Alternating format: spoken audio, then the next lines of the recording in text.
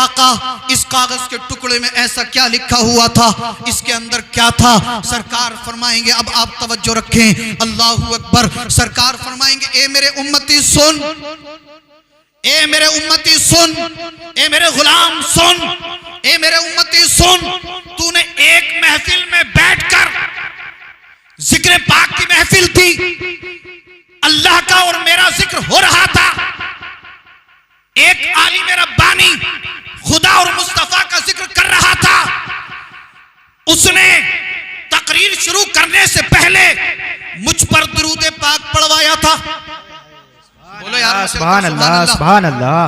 तूने एक मजलिस में, एक महफिल में बैठकर एक आलिम रब्बानी के कहने से अकीदत, मोहब्बत, खुलूस के साथ मुझ पर दुरूद पाक पढ़ा था। ए मेरे उम्मती सुन, फरिश्तों ने नूर के कलम से, नूर के कागज पे लिखकर, नूर की थाली में सजाकर उस दुरूद पाक को मेरी बारगाह में पेश कर दिया था।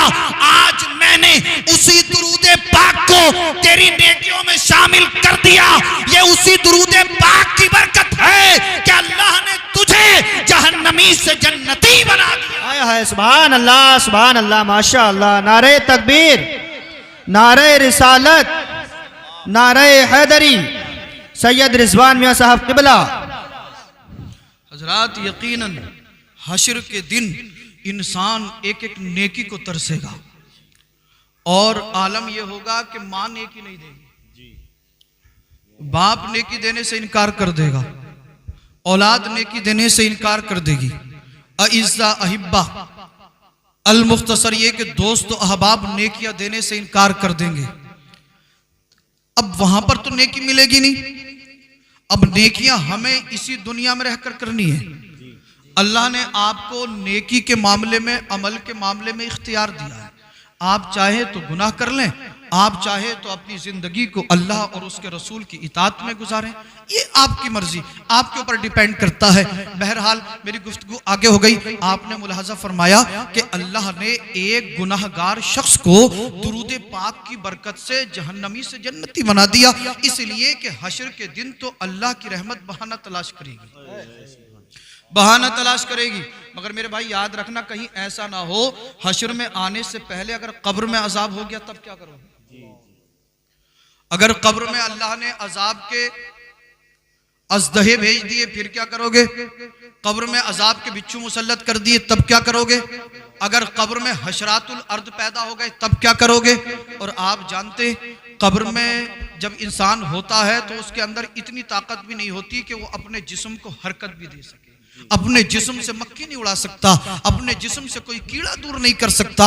लेकिन हजरात, हर एक किसी की कब्र में अजाब नहीं होता, हर एक किसी की कब्र में सख्ती नहीं होती, हर एक किसी की कब्र तंग नहीं होती।